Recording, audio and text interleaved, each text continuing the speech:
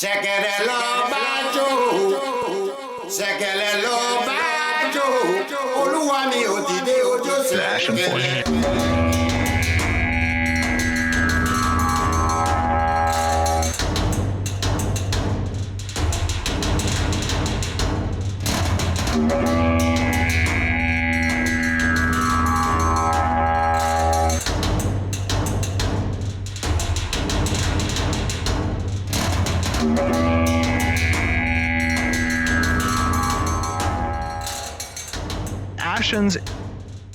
The Ashen Forge. So let's do this the right way. Welcome to the Ashen Forge. I am Phantom X, joined as always by Diggs and the legendary Neurotoxin. And we have just spent 21 minutes of, I don't know how much of this actually came through to Twitch or YouTube, but we're going to keep going. And I'll edit this in a way that hopefully makes sense. And there he goes again, Stream Elements, saying we have a, I don't know, man, this is crazy. It was NVIDIA broadcast the whole way. As soon as, now it's everything's solid now that I turned that off. It still looks clear on my side, so let's just roll with it.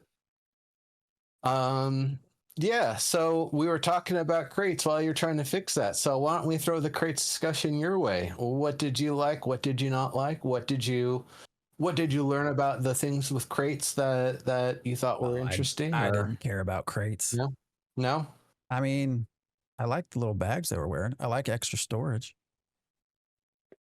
Are people going to be able to see what we have?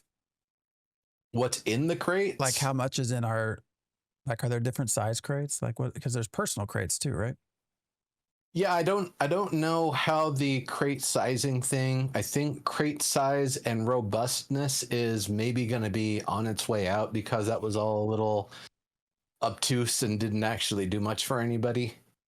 So I don't know what they're going to do with that, if they're still going to have the small, medium, large, extra large crates of all types of woods and have that be what it was, or if they're going to be getting rid of that by and large, and a crate's a crate and you just, you pack it with whatever. But the type of crate you're carrying will be apparent. If you've got a relic, if you've got a construction crate, if you've got a commodities crate, and if you've got just a personal resources crate, those will all look different from one another, distinctly different. Yeah, I mean, it's storage. I don't know what else to. Well, the commodity crate's basically the same as the ones we have right now. So instead of doing a caravan run to get a crate from one place to the next so you can sell it, you can put 2 crates on your mule and 1 on your back and hope nobody ganks you. Yeah, I don't know. I mean, it's a backpack. I mean, I don't know how backpacky it is though, because it sounds like you have to construct a crate rather than something where you just open it in the field and throw items into it. I just remember they said something about storage. It's extra storage. I wrote that down somewhere. Mm-hmm. So yeah, I mean, to an extent, it's always been extra storage, except for those times when it would accidentally destroy your crates because you clicked on the wrong thing. But they fixed that. Yeah. I don't find it exciting. It's crates. It's I don't know. It's an extra layer of logistics on a game that's already got layers and layers of logistics.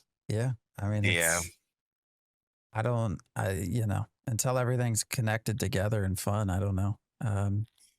Big part of the economy too, right?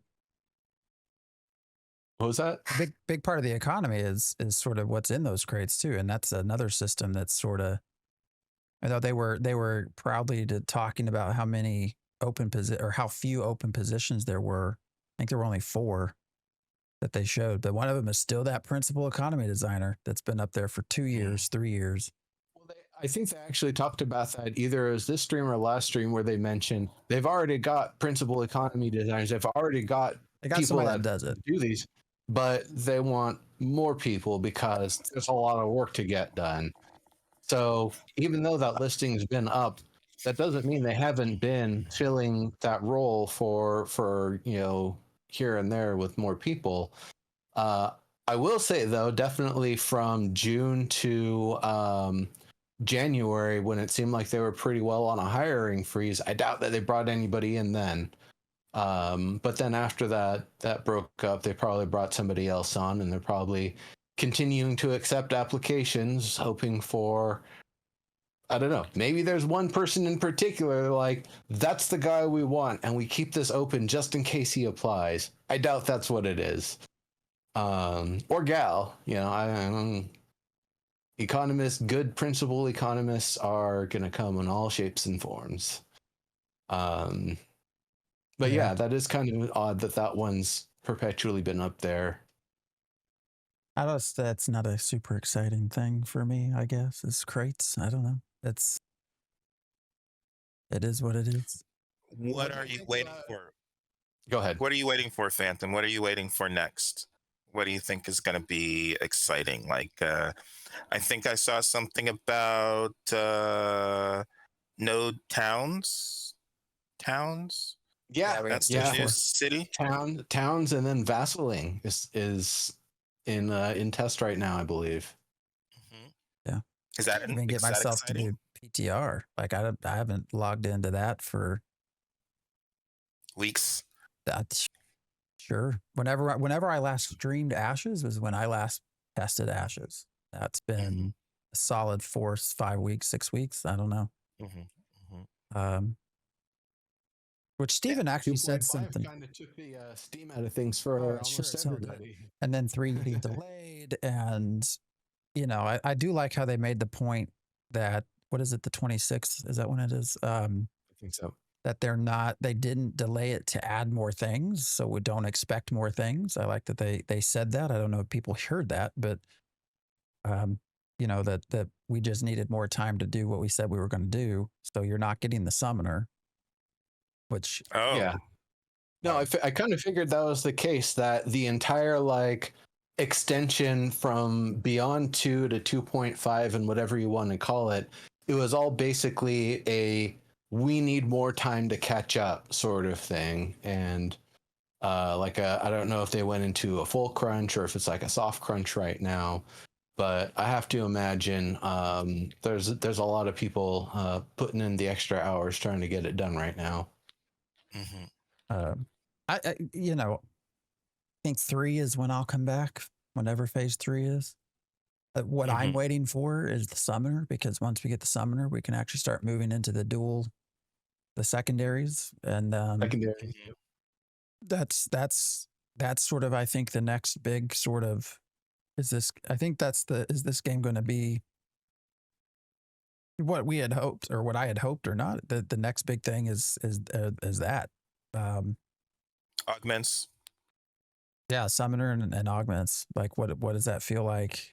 We still need to see the archetype revisions that they've been talking about too.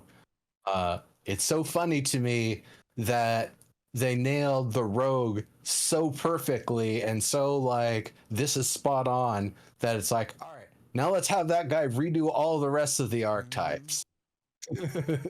Makes sense.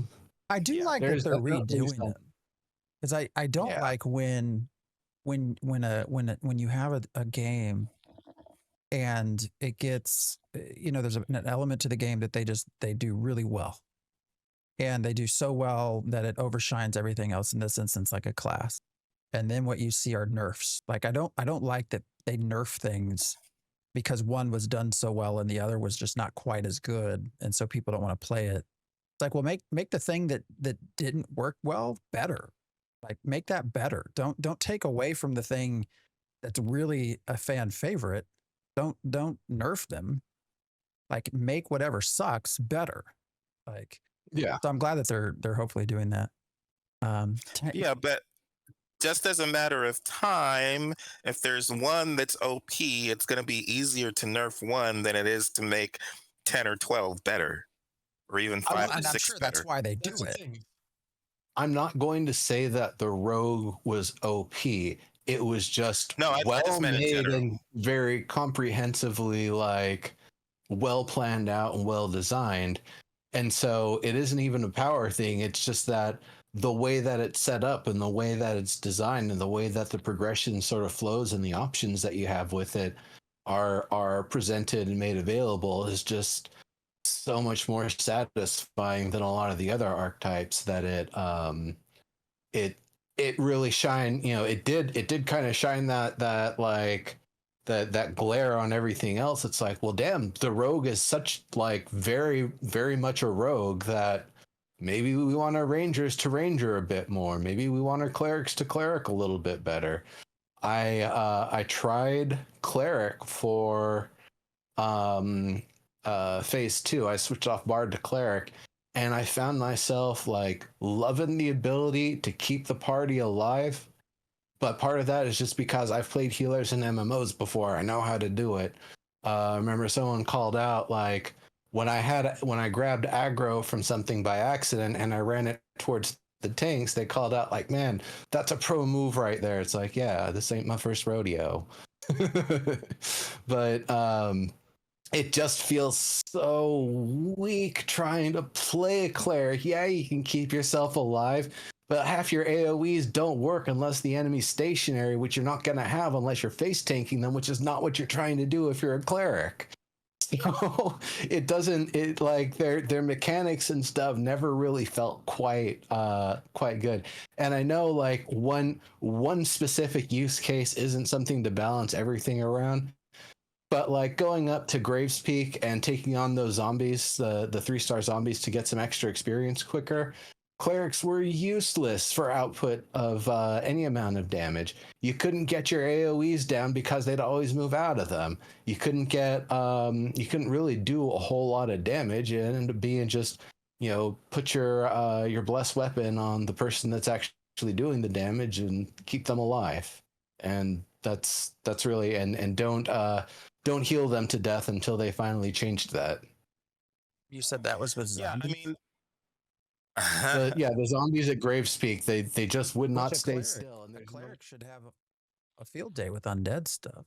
So. Oh yeah, you would just think like a normal cleric from like D&D, from the early days and other sorts of things. I am a holy person. You are undead. I put my holy symbol up, and now you flee, or whatever their holy symbol might be. That's classic. And so it did feel a little, it just in general felt a bit weird that was one of the things that isn't emphasized for something called a cleric. And the cleric just means you're the person who can revive other people. That's your like your archetype role in the party. You're the reviver. You're also the healer. But the revive is the thing that is unique and exclusive to the cleric. That is their role in the party. So when you have those puzzles where someone has to sacrifice themselves in the fire pit, and then you have to fight a boss, you can resurrect the sacrificed person. Like that's it. I could see maybe doing a little bit more with that kit. Yeah, doing stuff to manipulate undead and work against necrotic adversaries in a more advantageous way. But also maybe change the AoE so they aren't so like positionally silly in trying to put something down against enemies that are constantly moving, especially in PvP. That shit does not work in PvP whatsoever. Not only does it not work because nobody stands in, but when you're trying to do the things to heal your buddies in the same AoE, they jump out of it because there's no declaration of your buddies trying to heal you in this AoE versus an enemy put this AoE down here to harm you. So I mean, there's a lot of things that the cleric is kind of that have been left to be desired. So I'm glad to see that one's getting reworked. I'm looking forward to it. I saw some folks saying about the tank in chat, tank being good. So I'm glad to hear that. I know tank was like, it was in a lot of different places at some points, depending on the gear and what was around. People were doing more damage with tanks than they were with fighters. And that was a little silly. But I'm glad to hear that they're getting a little bit more kind of in the right place. Interesting thing about cleric with undead is that it's summoner who is going to be the necromancer. Necromancer is summoner with cleric augments. So yeah, like the idea. I really wonder how that's going to work out. I like the idea of life balance, life death balance. That you can have cleric move. I mean, it's all life force, right? Manipulating a life force, essentially. You're either giving it or taking it away. Yeah, it's interesting Plus way or that's minus, split. but you're also channeling it through the power of the divine. It's, you know, the gods give me this power to do these things in the world, not I innately have these powers, therefore I am a cleric. Well, hopefully, there's still a lot that we've not, you know, we've not seen from the gods. So hopefully, there's a little bit of explanations in the lore aspect from that, but we'll see. Yeah, and so Clerics on Sanctus were a lot less magical. right, as in non-magical. Yep. But yeah, because so typically when we're talking about nerfing, it's for, you know, the game's already been released or it's close to being released, and it's about balancing. And in this case, what has happened with the rogue, I was talking about in general, but with the rogue, I mean, the rogue is coming out so late in development, like, you know, 6 and 7 years after they started working on cleric and tank and all those. So yeah, we finally got this great combat designer who made rogue really well, and of course they're like, okay, yeah, we didn't have this 4 years ago, we didn't have this 5 years ago or 6 years ago, let's boost everybody up, let him do a pass on everything so we can boost those. And we've got years before 2030, so we've got plenty of time to work on it. I think part of it, though, is that the design has matured enough that they're able to find the right place for the rogue to fit, that things might have still been way too much in flux to really be able to get the right sense of balance with the rogue. And there might have been some abilities that they were just having a hard time getting them coded to work correctly in the way that they needed to be. Could have been, you know, a lot of different layers of things. Your camera. Yeah, but by the time they got around to it, rogue and the way it's put together is just the whole combat design is better. So they want to flesh out tank and cleric and all the other ones so that they can be as robust. I mean, bard was pretty good too in terms of just a kit. Bard is almost too much. They're one of the ones that you can't get everything if you spend all of your skill points for getting to level 25. I think I like that. I want my bards to be diverse. Like, I want there to be types of bards. I don't want all bards to have all the same abilities. Well, I would think if that's the case, then we would want that for everybody. But if you've got so many different abilities, then, you know, it's, yeah, you're going to have to specialize in some ways, but then also, like, which augments are you going to be trying to target and go for to enhance the build in different ways? What augments are even going to be available? Exactly. Yes. So it's gonna add a lot to them. But yeah, that'll I mean, the interesting thing to me about augments is that we are supposed to have racial augments and node augments. And it sounded like the racial augments they wanted to kind of get away from, so that way you don't have to pick a race just to have access to certain things. I don't know if that's correct or not, but I thought they had said that at some point this year. There was some other thing, and I feel like when they said that it was last year, but it was like there's religion, guild, node, archetype, and race, I believe, were the different ones that they had mentioned in the past. But yeah. You're right, Rory. Right now they don't exist. They are they exist in design documents and secret builds we haven't seen. Rory. And even if you couldn't get the secondary archetypes working, it seems like you could get some of the other, but maybe, I mean, augments for other stuff bit by bit. But I guess an augment is an augment, so I don't know. They're not ready to touch the augments until all the archetypes are in, then. Pretty sure somewhere, and I don't remember who it was, if it's Richie or Nice, there's a video talking about how we've seen the secondary augments and they haven't told us. Does anybody else remember that? That was from like 2 years ago too.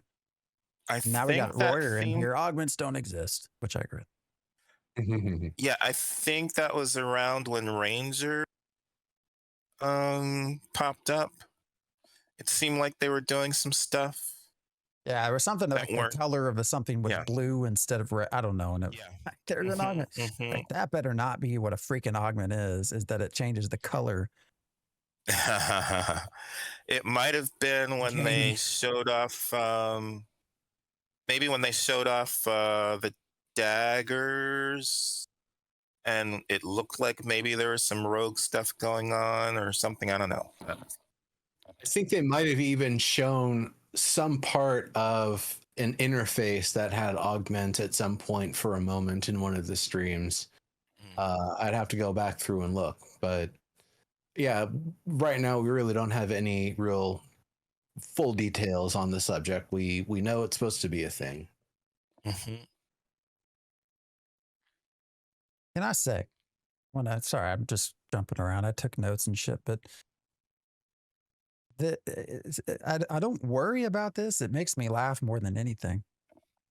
But this game has been around for so long.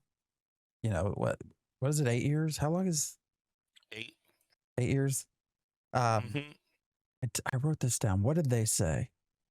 They were at the very start of the show. Margaret said something about some kids call it cooking. And Stephen answered with, "We're cooking, Skippydoo." I'm thinking, Jesus Christ, if there's a way to say that you're almost 40, there you did it. Sorry. I just wanted to mention that. I thought that was hilarious. Oh, I don't, this has just been. We're okay. We're okay. Yeah. We're okay. No, we're okay. I did that. Technical I don't things. even know, man. I don't give a shit We haven't anymore. done it in a little while. Sometimes things get funky. It's fine. It's fine. Yeah. Well, that's the other thing. So I was in the forums a couple of weeks ago, and we were talking about hardcore. You know, how it's, you know, moving, and whether or not I think the topic was that it's not for casuals, and they need to do something to change it so it's more casual friendly. And I was kind of saying, you know, both Steven and Margaret love hardcore gameplay, but they're creeping up to that age where you don't have time to do hardcore challenges. You know, Margaret's got a wee one and starting a family. She's got to, you know, probably focus more on the home. That starts happening. Then you don't have enough time to spend focused on gaming, and especially if it's going to take a long time to get that boss down. You know, do you have a couple of hours like you did when you were 30 and 35? Same thing with Steven. He's kind of creeping up and he's got more responsibilities, and, you know, he's focused on developing a game and trying to get that out rather than playing. So it's interesting to me that they this game is kind of created with the 32-year-old mindset from Steven, wanting people to play like he loved to play when he was in his 20s and just getting into his 30s. But that might be a different thing as you're into your 40s and over. I don't know. Just Guys time-wise. got time to like spy on all the major guilds, so I think he actually does have the time and energy and effort to hardcore the game when it launches. I don't think that he's actually, you know, like he still does all of the machinations and everything of like a guild leader, except he's doing it as the CEO instead. Oh, this is the ultimate guild leader job. I mean, did you ever listen to any of his? You know, there's a few recordings out there of him leading some of the ArcheAge guild meetings. And like, if there was ever a CEO, there it was. Like, he's up there. No, I'm serious. I don't mean that in a negative way. Like, I know. he's like, all right. Because what did they have there? Like Navy, crafting, I think, and then they had like Army or something. Like, so he's going through all three. You're doing this. You're doing this. I want this. I want that. Like, just like, all right, yeah. I mean, you're basically running a company. It's a guild in a game, but I mean, you're still having to think critically about a lot of different elements and people that are acting in your stead for your guild. So I mean, it all fits. Like, this is the ultimate guild leader role, is that of a CEO, creative director of an MMORPG that is currently in development. Like, anyways, we are getting old. Yeah, that is true, Royer. And everyone's always getting older, so whatever your benchmark for old is, we're always rapidly approaching it. Yeah, but I mean, it's gonna be 10 years by the time this releases, so that's a significant chunk. That's how long it takes. Hopefully it can. I'm just saying, but 10 years is not just like a creep. That's 10 years is significant. Once those server gates open for release, we're going to have to role play a few funerals for everyone that died waiting. Sorry, Stephen. Yep. Not really. I mean, if we had no idea that the game was in development until like last year, and it was all like this fresh thing that we didn't know about this whole time, we'd probably have different feelings. With the fact that we've known and seen it this entire time, it definitely does feel like, the entire like industry of gaming has kind of like changed and shifted a bit in all of this time. Hell, the fact that Star Citizen is actually closing in on dynamic gridding, and they're using, the Amazon Lumber Cry engine, which is terrible. It's a horrible engine. It is a dead end engine, and those poor bums have been like stuck on it this entire time. And now they're making miracles happen on, a foundation of poop. So like that's amazing that like the industry is just moved so much. Unreal 5 coming through, breaking studios left and right as they realize Nanite and Lumen aren't actually the way to go. If the tools that UE5 provided to the Ashes team made it so that they could actually continue development at a fast pace, that's awesome. That's totally cool. And I'm glad that it's working for them, if it is working for them. But there's definitely a lot of trade-off going from 4 to 5. Hardware being one of them, because when the game releases, I don't know who plays MMOs that can afford and has, a machine that's going to be able to run the game really well, versus things that run on Unreal 4. They run now, and they're going to run just as well when this game launches. So I know there are definitely some trade-offs there, and it kind of comes with the territory. But back on the subject of like the game industry has changed so much. Like, we used to not have like international tariff wars on the horizon threatening the ability to even do game development and sell products internationally without it getting stepped on with artificial tariffs they aren't really needed, and they aren't really helping, and all that sort of stuff. It's the whole damn industry has changed. The Switch 2 released, even, like, come on. Well, I think the thing that concerns me, just in terms of the broader base, because we thought originally at the Kickstarter time that Ashes would release within 3 years and would be the next big one on the horizon. And that was even before Valheim. So one of the things that I was looking for, one of solutions I was looking towards Ashes to help solve was building these villages, helping us build these villages. But then Valheim came out, and I love the way we build stuff in Nightingale. I have to see what World of Warcraft is doing in terms of housing, but they're coming out with housing. And there are solutions that are out there that I prefer, kind of, I think, even to nodes, because we're not building the nodes ourselves, putting the houses together. And so just some other concepts have come out that have brought us competing solutions.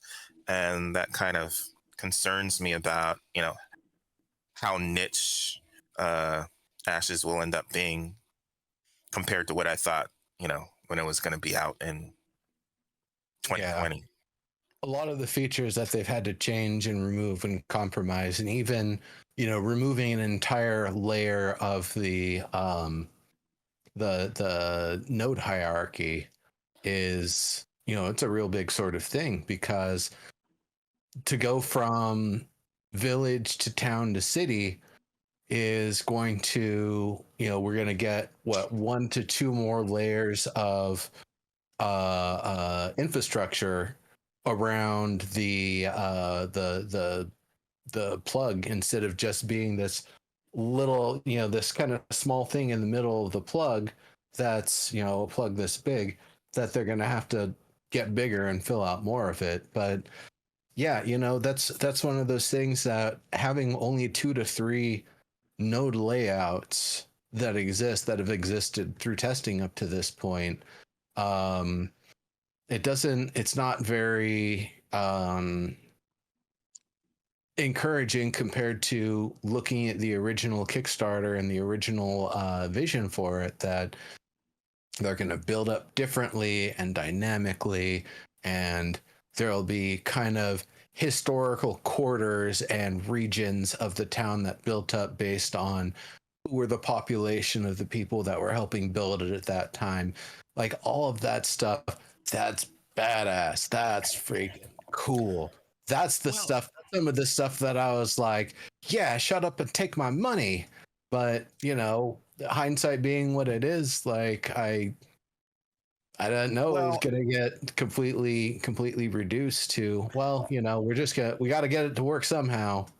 Well, and so let's think about what it would be like if we had sieges, and then the winning, like, you destroy the node, and then the winning group is able to build their village the way they want to, kind of like Nightingale. So they have, the Pyre would have their architecture resources, right? That they prefer, and when they build it back up, it looks like a Pyre city because that's the way they want to make it look.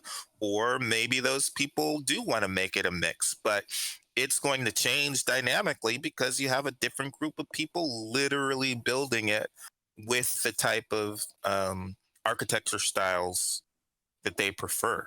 I mean, that's just where we're at in other games now. We don't have the sieges, but it's just, we have these different architecture styles that we can build our own villages with. And we're not going to end up getting that in Ashes. Or if we are, it's going to be kind of like a style treatment applied to some buildings and some parts, but right now it just kind of feels like we've got Kalar and Valoon stuff everywhere at the moment. But and eventually we'll have the others. But even then, it's like almost dev chosen, right?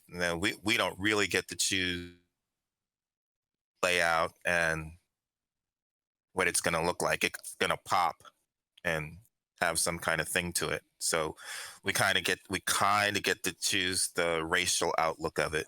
But I mean, we're almost at this place where we could have the players actually building the villages, and literally having it the way they want it to look. So we'll see. Phantom, I noticed you were playing a little bit of Fortnite. Have you played? Geez, it has been almost 2 months ago that maybe you played some No Man's Sky. Have you played any World of Warcraft this year? No. Okay. Sure have not. Um, there's something about housing Oh yeah. that I'm curious about. I don't even know if it's in yet, but I've been trying to play other stuff, so I haven't gotten around to like No Man's Sky, and I have not gotten around to World of Warcraft to see what their housing is like. But I heard they're doing something of housing. Didn't he? I felt like this was lower than. Maybe I'm missing. Or I'm just wrong. They talked about in node housing when they were talking to the I forget his name that does the nodes. And that's not in yet for the town level that they're doing. But he said 50. I wrote it down. 55. Sounds about right. Has that always been? I know it changes. That was the exact number, but that's the number they're comfortable rolling out with for how many in world houses there could be. Was 100 the former metropolis? Because we don't know yet. Because we still don't really know, right? How many like removal of that metropolis, if that's changed things like housing. I don't know that they've said that. From the sound of things, they basically got rid of the city. I mean, this was what they initially said, so probably a good guide to go by, that they removed the city layer. So it goes from a village to a town, which is going to be twice the size of a village, to a city, which takes the entire footprint. Yeah. Well, but then there was another one beyond that, right? And I'm pretty sure it was 100. No, it's that instead of there being one after, they got the one in the middle out of the picture. So it skips city and goes straight from a town to what would have been a metropolis. And renamed the city name. And so then theoretically, maybe there's the same amount of yeah. At the top end, there's probably the same amount. If that's even, what the design was going to end up being in the long run anyway. But yeah, going from 55 to 100 something, that's scarce, man. So few.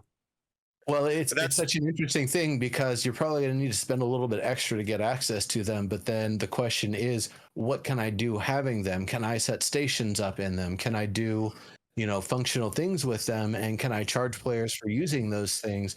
Or is it just bragging rights that you can look at my lawn or look at all of the shrubs that I put all the way out to the edge as high as I could to make this ugly cube of a place where a nice home could have been? That's open world housing. Mm-hmm. Yeah. Because there's apartments too, so there are plenty of apartments, and you can let people into your apartments. Yeah. It's just so I don't know about charging people to use your stations, because you can probably put stations in your apartments, but maybe. I mean, I don't know. I thought I was more had of asked a question about this a while back in one of the streams, and I think the answer is no. That you will not be able to put your space will be limited, and so I don't remember what it was. The example I was given, I think, was that you could put like a flower pot or maybe something, and you could grow a few crops or whatever in your instanced apartment that way. So it was like a mini slimmed down version of other. Yeah, that's what I'm saying. Placement of pots to grow seeds, furniture items, and storage chests. Yeah, so you I think can 100% charge if there's a way to set that up. That do that. I don't know. And then freeholds. Such a scarce thing. If there's a rest bonus for having a fully furnished place, and you charge people for sleeping on the bed, but I don't think they're going to do that. That's probably more of like a family system thing, for which we still have a lot of details outstanding on the family system, how it's all going to work with everything. There was a tweet that they sent out talking about scarcity, and it caught my attention because it said something about currently flying mount. Flying mounts are currently available to mayors only, or I think is what it said. The way I took that was, are they considering like opening flying mounts up to other people? But I think probably rightly it was just a kind of poorly worded tweet, and it was more, we have 2 other methods for getting flying mounts. They're just not in yet. And it was just kind of worded funny. But even if that's the case, why are they sending, when you talk about scarcity, they're asking this question to all the 100,000 followers, 107,000 followers. What will be your favorite flying mount? It's like 99.5% of those people are never going to have a flying mount. Why are you asking them this question? Mm-hmm. You're because they'll leading them be to having believe. gliding mounts. That's the one I've been waiting on for a while, is the gliders. I was hoping when we got journeyman hunting and animal husbandry that we'd be able to do that with griffins, but instead we just got a whole lot of griffin leather. They might be talking about flying mounts and what you're going to be your favorite flying mount as a way to kind of maybe rope people in and thinking, oh, I'm going to be able to get my own flying mount. Well, you might be able to get one that lasts for a week and then dies. It's going to be very difficult. But gliders, probably be able to apply your flying mount skins to your gliders. I don't know why they don't let people have flying mounts. I mean, your world's going to be set up to where people can fly. So, you're cutting off so much revenue there of skins that are possibilities. I know you say, well, there's skins for gliding mounts too. Yes, but you're still cutting out. But then you would have fast travel. Yeah. Well, you can make them slower. Really slowly. Let your mayors be able to have like a flying buff that they get twice the speed. I don't know. Like make it scarce that way, not just take away flying mounts altogether. If you fly, but you can only go at 3/4 mount speed or 3/4 even run speed. Yeah, it'll be great to be able to use for a moment to get up to some height and then dismount, but it's not going to be your long-term solution for getting from point A to point B.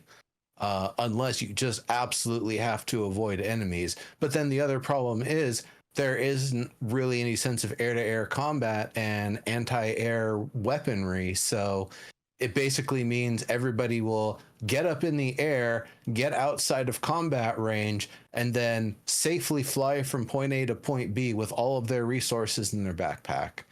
And I don't think they really want that, because even if it's going to take longer than trying to run it on a mount, the fact that it eliminates 99% of the danger, it's not really going to work out. It's just going to break the economy. Too easy to avoid risk. Mm-hmm. I do like the idea of very limited flight sort of thing that I can do, like maybe 15 seconds of flight on my glider once every 15 minutes or something, so I can try to get up to something or try to get up to a height that I can glide down from. But like, no, I don't think I actually need full flight for the most part. I'd rather be able to climb better. And that's another one. I took it, I was a little bit more gracious about it earlier on when the mountain ranges bordering the Riverlands was a very hard boundary cutoff. But now that we can go far beyond the Riverlands in all directions, I really don't like the slippery rocks and the places that block players off. Alpha 1, there was that thing they kept on talking about where if you can see it, you can get to it. Mm-hmm. And that has not been the case in Alpha 2 whatsoever. There's a lot of places that they've just got slippy rocks. You can't grapple there. You can't jump there. You can't mantle there. You get to the rock. There was a place in the tropics where I had to, I think I had to do a couple funky things because I was stuck on my mount in a crack in some rocks that you couldn't traverse and had no actual ground to them. And I wasn't able to recall or use the unstuck because it was still like moving in a sort of way that it kept shaking it out of the unstuck state. So That was very much like, come on, guys, what are we doing here? I really want to see the climbing get put back in and put in full. No blockers, no slippy stones. Everything you see it, you can climb it. If you can't, it's because it's a sheer cliff and you just can't make the jump. Mm-hmm. But I definitely like, especially along the lines of using gliders. I like the ability to go to the top of a mountain range, jump off with my glider, and get a view of what's going on. Maybe I see a tree I want, and I, start descending towards it. Maybe I see a fight going on or some caravans rolling, and I can, scout out for other people and call in some hits. That sounds like fun. Can't climb up there though, not yet. So I'm hoping that climbing stuff will start to come back in at some point, because it's kind of been gone since Alpha 1. That was a long time ago. Yeah, I mean, originally there was supposed to be stuff like rogues are supposed to have a utility to help them climb, I think, and mages are supposed to help with that. And mages are supposed to have a levitate that helps them get to places. We'll see. Yeah, we'll see. I mean, I had talked about in the past, and I know this is just me riffing on the summoner being a glorified boy in his blob type archetype, but the ability to summon a ladder to climb over something or climb up to something, like that doesn't seem too unreasonable. Yeah, you can summon swords, but you can't summon ladders. So they were doing. I assume PTR numbers have still just been hard to get, even though they've given everybody access at this point, because they were doing some giveaway. Well, they were quick to say it wasn't actually a giveaway for this mount, which I guess contest. Yeah, I guess there's maybe legal reasons to not do the word things in a certain way. But I thought it was funny because they said, what is it? There's three ways to win. One is the person with the most gold. 2 is the most materials. And the 3rd is the most experience. And that they were going to pull the logs on Monday to see who won. Which is like was an and the other one is the first person to report a critical issue with reproduction steps. Well, before they got to that, though. That one to me is really weird, because it means anybody who would normally collaborate with other people on trying to figure out these issues and knock them out was instead like keeping their notes covered, or like keeping to themselves about it, that if you found one of these issues, you're not going to start investigating with other people. You might give someone else the tip off, and they're the one who gets it.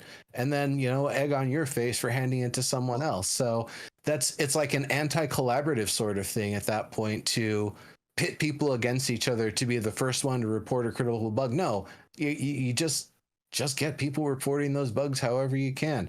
Maybe offer a multi-reward or something, like the first 5 that do that, if it's that important. Well, it's clearly a honeypot.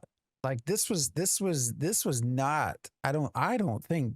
I know I started that by saying they're having a hard time getting people at PTR, but I don't think this was any way attempt to drive people to PTR, especially when they say they're going to check the logs afterwards.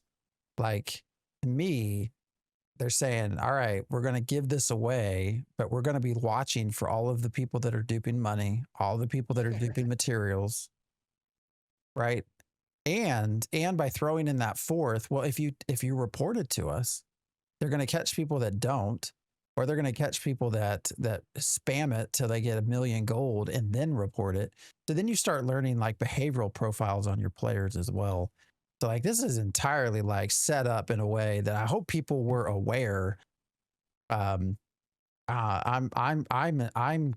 convinced this was an attempt, or the goal here was to discover your cheaters and how they're cheating, which was actually, I think, a very interesting way to do it. I mean, hats off to them for for using this. I just kind of figured guild leaders, or it probably, yeah, guild leaders would say, hey, me as guild leader, or hey, this officer who we all love and appreciate for the hard work they do, we're going to feed them all of our materials so they can fill up all of their bank slots with materials in every node as hard as we can during these 3 days to make sure they get the exclusive mount because we love this person and we want to support them. I could totally see that being how it works. And then the same with the gold. They just earn all the gold you can, and then right towards the end, we're going to hand it all over to Steve or Jim. Well, you hope people do it the legit way. Whoever. But I think when you have the different methods, right? Like why are there 3 different methods? It's because I think they're looking for people. They're looking for the exploits in these areas as they get ready for Alpha 3, right? Phase 3. Phase 3 is what, 2 weeks away? Yeah, it's coming up.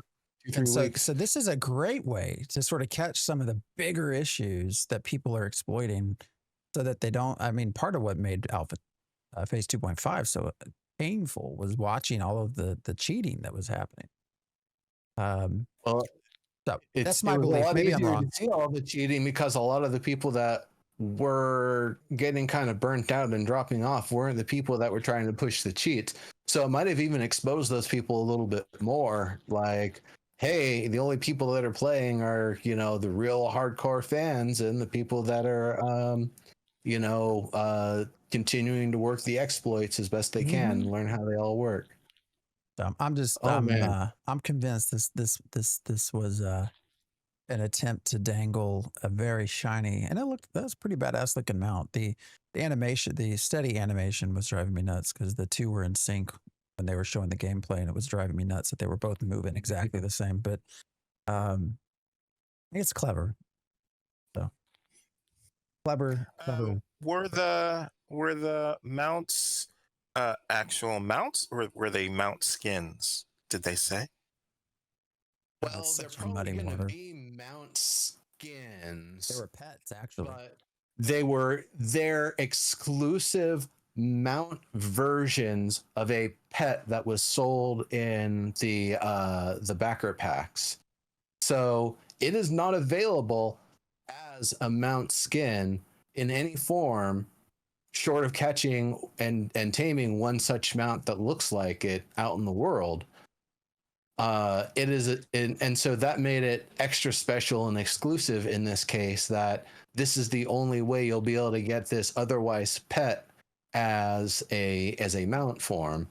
So I can see how for people that like really want to show their stuff, how you get a lot of people trying to work towards that and try to be the one to get the thing. They never said that this is the only time they're ever going to offer it, though. So I figure they could dangle this out there again in the future. And it's not a Stufferton, right? So I don't have to worry about it. No. You'll just be able to find we'll be able to tame you a Stufferton if those, wherever those end up in the game. I have no idea where Magic Toyland is going to be, but they won't have those in the game. Did I won't be available. Did I take this note correctly? Did they go from they were planning to go 5.3 to 5.5, but ultimately went to 5.6? Did he say it's because half their video cards, there was a problem with 5.5? I believe 5.6 was the target because I think it was 5.4 to 5.6. 5.6 is the one that Epic has been hailing as the big optimization pass. We finally fixed it, everybody. We finally made Unreal Engine 5 not run like absolute crap on most people's machines. Now, everybody jump on 5.6 right now. And I think that's kind of why they did it, is because that was actually the intent from Epic of 5.6, is to have the one that reigns in performance, because the biggest complaint, go and search for what's the problem with Unreal 5 on YouTube, and you're going to find hundreds of dreary blokes on there saying about how it's poorly optimized in various different ways. It's there's a whole cottage industry of tearing down Unreal 5. It's hilarious. It's I could bad. have sworn you said like it was NVIDIA 3000, 4000 series cards. Like we're having super big issues. They Maybe had been the whole time. That never Yeah, but- stopped. Like maybe it's fixed now, but like the entire development, I've been on a 3080 here, or the entire Alpha 2, and it's been kind of chunky for me. Now I know mine's special because it suffered a little heat damage before I obtained it, and I know that makes it do some extra funky artifacting and stuff. But that doesn't explain all of the performance issues that I have exclusively. So, though I also have an edge case system, I don't know how many people decided to go with the DDR4 RAM on the 129K Intel CPUs. So I know I'm one of those weirdos that went with the best of yesteryear instead of getting the DDR5 because I like to get more RAM. That's just me. But that might have some other reasons why there's some instability. Now, there's one other thing that they've done recently that I thought was weird and interesting and funky, and they've greatly removed the ability to find gems and metals out in the world. Instead, you're banging on common rocks, hoping for procs of metals and gems, and that's how you get them now. There's some exceptions that Lumidon, Ruvidium, and a couple others. It's Obsidian, Halcynite, Lumidon, and Ruvidium are still going to exist as rare spawns, but everything else has been reduced down to bang on common rocks to get your uncommon, your gems and your metals. And it doesn't seem like that's working out the way they hoped, for one of the biggest reasons that a lot of people are talking about, and it's a very reasonable reason, is that now you go out banging on granite and basalt and you have a pool. Even if we don't go into anything apprentice level, if you're only getting novice level drops, the most you can carry is 16 different types of materials at the novice level, with the Sanctus bag, the bonus Sanctus bag you get for doing that one quest from the guy by the stables, and then a novice bag. You only have 16 2x2 slots. There's 30 variants that you're dealing with, from basalt, granite, ruby, copper, and zinc at common, uncommon, rare, heroic, epic, and legendary. So right off the bat, there's a huge problem there. People have to just throw things away left and right. You have to pick and choose what you're actually going to be able to carry. And then what happens when you get to the higher levels? Yeah, you get bigger bags and they have bigger stacks, but you're also going to have more varieties of material that you're dealing with. And man, God forbid you go in two different zones and mine different types of stone. And now you've got sandstone in the mix too. And now you've got, whatever might be exclusive off of sandstone that you're getting in the desert too. And whatever you're getting exclusive off of coral and volcanic rock. And so it's this thing that's, there's too many rarities of materials, I think, and I've said that in the past. I'm kind of sticking with it. I don't think they need more than like even 3 rarity tiers, even three grades of quality is probably enough for everything they want to do. So having 6, I feel like, just compounds the issue and makes it real bad and real hard and that's only if you're carrying stone. That means you're not carrying any glint, you're not carrying that bonus wood from that tree you came across that was nice quality, you're not carrying that high quality daffodil that you saw because it was the different colored patch, so you knew it was the rare one. You're not carrying anything else. You're only carrying stone. and you can only get about half the varieties that are being offered to you. So that's probably like one of the first biggest problems with it. Then beyond that, it does mean that people aren't sitting there waiting for that node to pop back up in 2 hours to hit it again. And, you know, they've made changes and stuff around that. But it's a really weird sort of thing that you're just not going to be able to find loads of copper and loads of zinc and loads of the thing that you actually need, that you have to bang away on the common stuff and just be constantly throwing it away, which in itself just seems weird. Like, how are you going to have a land management system? How are you going to have world management if we're throwing away most of the stuff we gather because it's junk? That doesn't work. Yeah. Phase two was everybody playing on a timer, and that was terrible too. And it didn't need to be that design. There were dozens of ways that people recommended to change those up. Animal husbandry, don't even talk about that in phase two. It was abysmal. It's still kind of bad. Now this is where I'm hoping those other tools, because there's the pans, there's the drills, there's other mining tools that exist. So the hope is, as you advance or as you get access to these other tools, you can do a different form of the gathering to try to target different things. That would definitely help reduce the problem, reduce the friction, because you're not spending as much time trying to bang on things and just, get everything, throw the stuff you don't want away. Instead, you can try to do something that's maybe a little bit more targeted and, try to keep more of what you're getting, even if it takes a little longer to go through each node. Yeah, Mr. Noptastic says gathering is still more placeholder than people realize. Probably so. I'm looking at this dwarf on screen right now, and in 2021, shortly after Alpha 1, when they were complaining about the look of the dwarf, they were saying they wanted it to look more like a boulder. I don't know. This one seems about the size of a boulder to me. I mean, that crate on their back definitely helps round it out. Gotcha. And the height seems kind of okay to me. It doesn't seem too tiny. How are you guys feeling about the way that dwarves look in the game now? I wasn't gonna complain too much about them before, because dwarves are made up, so they're gonna look however the people want to make them look.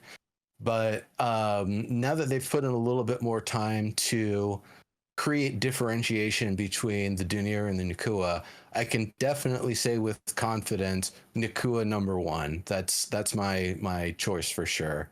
Until I've seen Pyre, I think I said Nakua was my goal early on.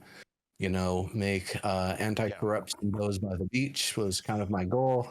I don't think that's actually the thing, because item experimentation stuff seems to be gone now. But I mean, do you think this looks like a reasonable classic dwarf, like a Lord of the Rings dwarf? I mean, I don't know. I'd have to go back to the original books and see what diagrams and drawings that Tolkien himself did, if I want to compare it, not use the movies. Because in the movies, they were doing backflips and parkour and stuff, and it was this, big buddy romp of an action film, rather than, the entire Hobbit and Lord of the Rings series. They're all scared as shit every step of the way about everything. They find the thing, they open the key, and then they don't go charging into their own homeland. No, they stay at the entrance freaked out for the next month because there's a freaking dragon in there. That's the weight and that sort of feeling. And so, like, all depictions of like the characters and stuff, it's like, they probably kept it pretty close to the stuff from the books, but I don't know. I mean, pretty good. Fantasy dwarves are made up. Yeah, I do. Nice. Yeah, they definitely put a lot of work on the armor, the Dunir armor. That looks pretty solid. That's one of the ones they featured early on. Yeah. Mhm. Well, you don't want to be on a dinky horse. Or the other thing is, if you make the mount smaller, you always have the gnome legs problem from WoW, where the legs have to move so fast relative to the size of the body and regular character movement speed. It's like faster than Mario. It's just like this little looping cycle animation, like they've got little wheels under them. So I think they maybe want to keep mounts relatively the same size, so that way the visual profile and things on the horizon isn't as much adjusted by, you know, the height of your character. I also said a while back that I do intend to have like a flatter, lower to the ground, lizardy sort of mount. Would be my intent, something that it's big enough that a short character can hide behind, but low enough that if I'm, you know, among other people riding on their mounts, I'll be a smaller target and lower on people's sort of visual targeting priority list. I did notice that this Dunir was doing the flip right before I said something, but that notwithstanding, it, I don't know, seems to be a pretty good looking dwarf to me. So I don't know how many people, I guess, agree with that, but I was just curious. I think it looks good. Looks fine. Mhm. The armor's what makes it right now. I think that, so. that bow's that bow's bigger than it is. I don't know. Kind of weird. Anyways, I'd imagine if you're a dwarf, you would have a particularly large war bow, like as tall as you can use. its walk animation right now is kind of weird. Something looks weird about it. I don't know. Mhm. Now he's running. I Anyway, can see that. I mean, would you rather them walk with just like a big wide straddle sort of thing? oh, I'm just saying it looks weird. Oh, did the Like mounts? a bow-legged cowboy? Did the mounts still not have shadows? Oh, I hadn't noticed. They might not. I think I see some shadow from it. I don't know. Oh. Yeah, there was a weird bug back in 2.5 where the mounts didn't have shadows, so they looked like they were like pasted into the world. It was visually so weird to look at. Anyways, should we talk about the anvil for just a little bit before we disappear? Anything to say about the anvil? nope. I haven't. Okay. I mean, I've seen that they've been putting out tourism ads and stuff about it, but I have not personally gone in and checked them out and investigated them too much. I like the lore and the stuff that they're presenting with it, and I like that it sounds like you start from the portal and then go two completely different directions for far enough that you're not within the same server worker before you start running into dungeons and content. Which is, of course, my biggest, you know, you've heard me say it many times over that Warhelm's just got to go. It's too close to those other nodes, and it just makes a big old cluster there. Maybe dynamic gridding will fix that, but even with dynamic gridding, it's just too many players and just too much density. It's too easy for people to stop there and do all 12, you know, Warhelm quests or whatever. I'm just pulling 12 out of the air. I don't exactly remember how many, but I think it was there were a lot. There's more than people realize if you haven't done them all. It's from what I've been told, it's a nice looking place. Mm-hmm. Yeah, I would hope so. That they've had so long to work on it, and you know, they've obviously learned some lessons from the work in the Riverlands and the desert and the tropics. So better mastery over the tools and materials and all that sort of stuff. As from what I was told, is much better than Riverlands actually. Visually, I don't know from a narrative quest perspective. Who knows? But it's still the same old minotaurs that you find everywhere. Come on, Intrepid, give us something new to kill. I'm gonna be the turd in the punch bowl, but I think I like the look of the Riverlands in Alpha 1 better. Well, especially that little swampy, marshy area where the mushrooms were at when you had to go do the mushroom kill quest for the main story quest line. That area was like, this really feels Riverlandsy. Those little ponds that had the angler biter creatures by them, I thought that was great. Like there was a lot with the look of Alpha 1 and that style that I feel like maybe fell off a little bit when they switched to the style that they went for with Alpha 2. And I don't know why. It could be that it was a lot more hand modeled, and that the tools that they used in the stuff that we saw in Alpha 2 was a little more like laying down layers and putting things on them, maybe a little bit more programmatically than like handcrafted, because they had to do that to be able to make it build up faster and be more performative in the development. Well, 9:30. Yep. We covered quite a lot. But, it didn't really do the Q&A stuff. I'm glad they did the Q&A. It's good to explain how things are done. Definitely. Not the Q&A, the QA testing. Oh, yes. Section. Actually, that dude that led it sounded pretty cool. Well, I don't think we'll be here. It's a little surprising to me, though, how few testers they have. I would have expected 2 to 3 times as many, to be honest. Oh, really? Yeah, especially I would think internal testers, that they could and maybe should have 2 to 3 times as many, because the amount that they have, there's so much stuff coming in, so many bugs, so much stuff that's just in the backlogs, or maybe has been ignored for months, that hasn't gotten resolved. That if you're not able to work on it until somebody's able to test it and get you the repro steps, then maybe you need to have more testers. It's the narrative in particular is the one, because I know they've had a lot of trouble with a lot of different things and the tech not working right, but quests that have been broken the entire time, and then they got even more broken, the Eye of Sea Fury in particular, that one disappointed me. Or the one with the package for Fiona Briarmore, where you do the ambush caravan down. After you turn it in, the guy says, "Come here," and you talk to him, and he says, "Hey, I'm kind of stuck here, but this package still has to get to its destination." He hands you the package, and then you walk 3-5 minutes away to Fiona Briarmore in the Briarmore Farms, and you hand it to her, and she says something dismissive, and then you see in your inventory you've got a second copy of the quest item rather than getting a reward. And you can keep getting more copies of the quest item and doing this loop rather than actually ever getting the reward.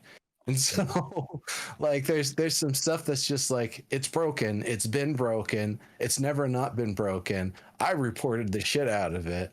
And so it's either that it's so low priority that they aren't going to fix it, or they're getting rid of it, or what. But, if you're not going to fix it, just remove it.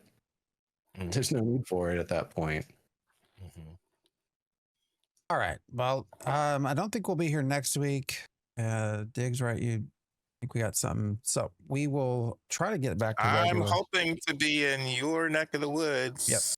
next weekend, and hopefully I'll see you Wednesday on my way, but we'll see. So we'll be back in 2 weeks, just in time. Actually, just in time for phase 3, unless there's a delay. So what's this? Okie dokie. Pay for testing and wonder why they don't have enough people. Yeah. Yep. But I don't think that's the reason, but that's part of the reason. All right. Yeah. Everyone have a great week. We will see you back soon enough. And hopefully I have learned my lesson. NVIDIA broadcasts jacked everything up. I will not be using that again. So don't use that one. I guess. See you. Later, buddy.